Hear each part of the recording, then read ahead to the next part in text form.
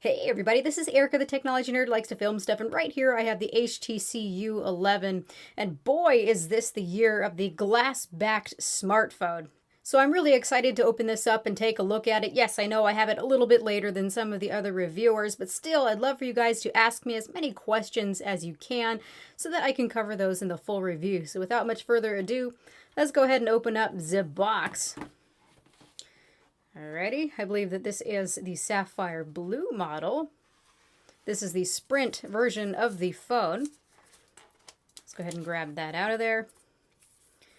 Wow, that is very, very blue. That's pretty. We'll hold that aside just for a second, see what else is in the box. So we've got the charging brick.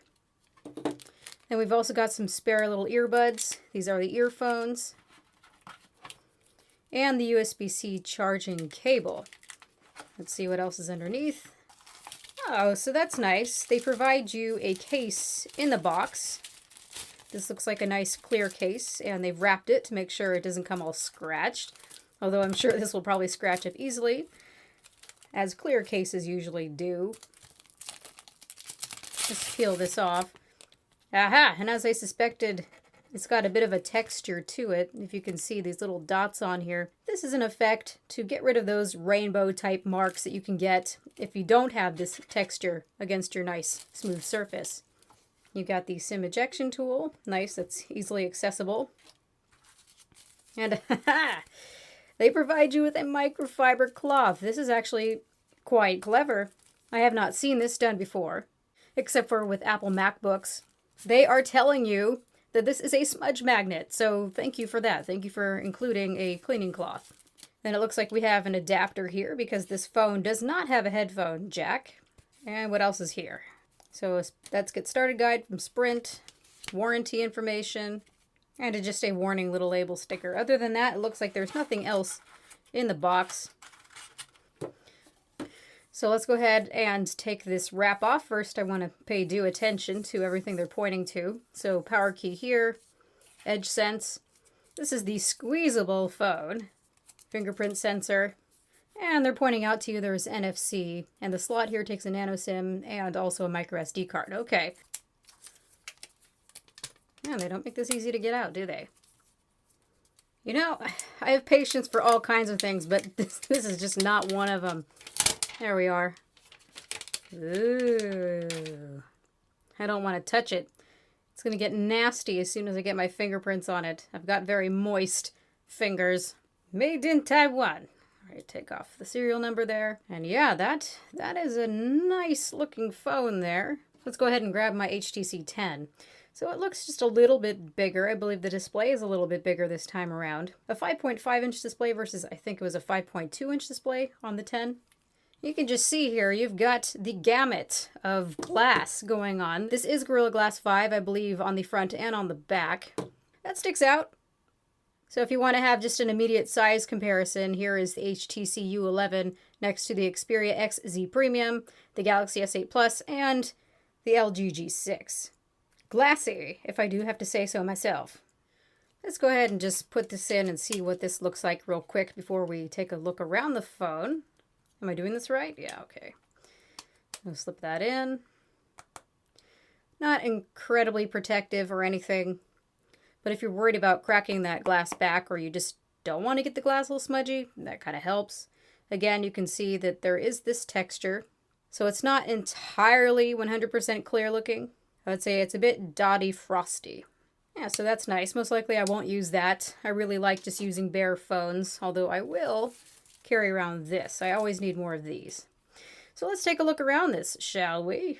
First thing I'm noticing is how quite interesting this glass is. You can see that it is curved all around here. I don't think I've seen that before. That's pretty interesting. So there are no bezels here to protect the screen. Other than the back, it seems to have an aluminum frame, and then the back is glass.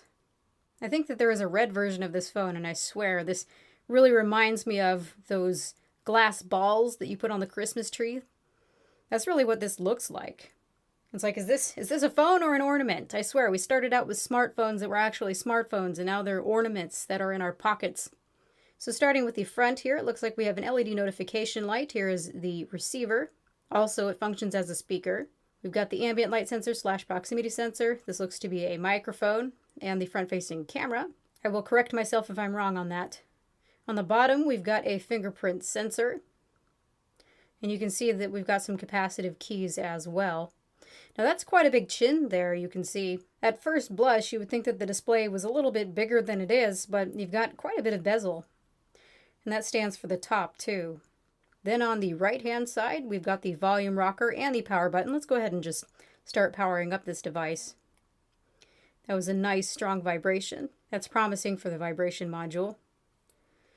Nothing else there. Then taking a look at the left side, it looks like it's completely clean. It looks like we've got some bits of injection molding there that helps with the antennas. Now, oh dear, you can see that already the back is quite smudgy. You can see it's got that mirror type surface to it. And moving it around here, it's kind of acting like a funhouse type mirror. So we've got a dual LED flash and the 12 megapixel camera here on the back. Then we've got the HTC logo that appears to be under the glass, so that's not going to come off. And then right here appears to be another microphone. Now this thing is water resistant, IP68, just like all the other devices right here. Now on the bottom here, it looks like we've got a bevy of things. These may be microphones. I will check into all of that. Got a USB-C charging port. Then right here at the bottom, we have a speaker. And I did test this out just a moment ago. And this is probably the best speakers on any of the smartphones I've tested. This is the best speaker that I've tested on any of these phones here. So if you're looking for an audio experience, this is definitely the phone to get. So how this is arranged is actually interesting. I had a chance to test that out as well. It looks like there are two modes, a theater mode and a music mode. And in the music mode, you've got the left channel coming through here. This is your tweeter. And you've got the right channel coming through here. This is your woofer. So you've got the high frequency sounds and the lower frequency sounds. So in that way, it is stereo. Left channel, left channel, left channel, right channel, right channel, right channel, left channel, left channel, left channel, right channel, right channel, right channel, left channel, left channel, left channel, right channel, right channel. But when you put it in theater mode, it looks like it's doing a stereo to mono down mix. And you're getting the left and right channel coming through both sides. So in theater mode, it doesn't look to be stereo anymore.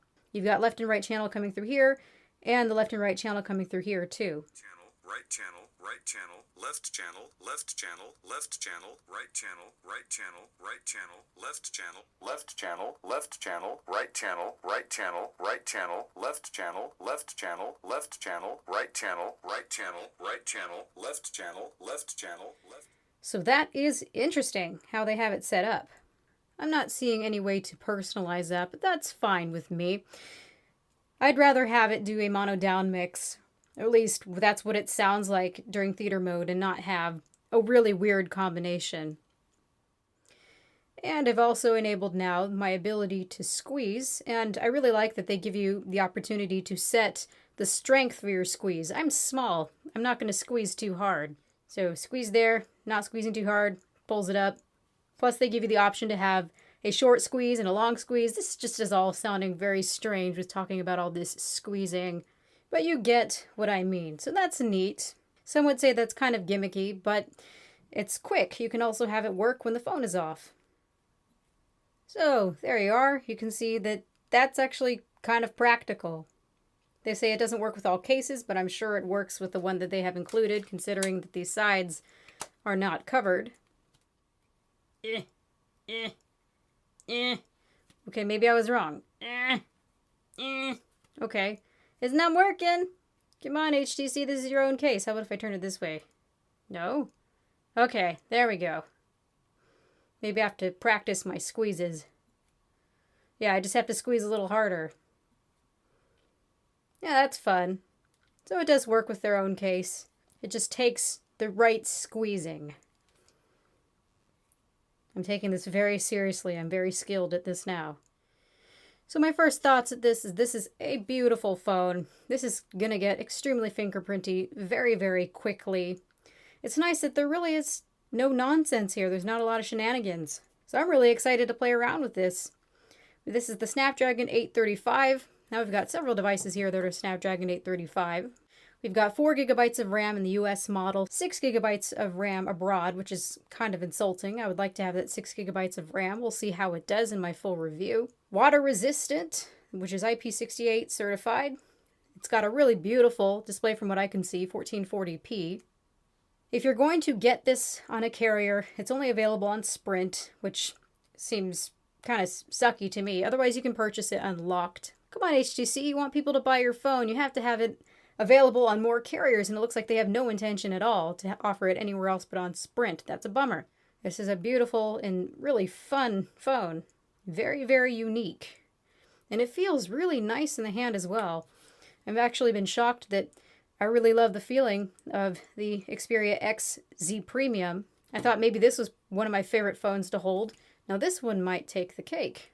I like how the Galaxy phone feels, but it's a little bit thin and I feel like I might drop it. This has a little bit more heft and thickness to it.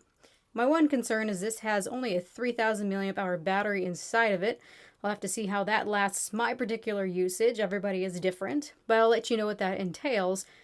So for now, you guys, please ask me all the questions that you can think of for the full review. If you guys are curious about part 2 of the Galaxy S8, that is my next video coming up. So hang tight for that. Ask your questions. This has been Erica, the technology nerd who likes to film stuff. Please rate, comment, and subscribe. Cool, awesome little phone here. And I'm really excited to use this. Ask your questions.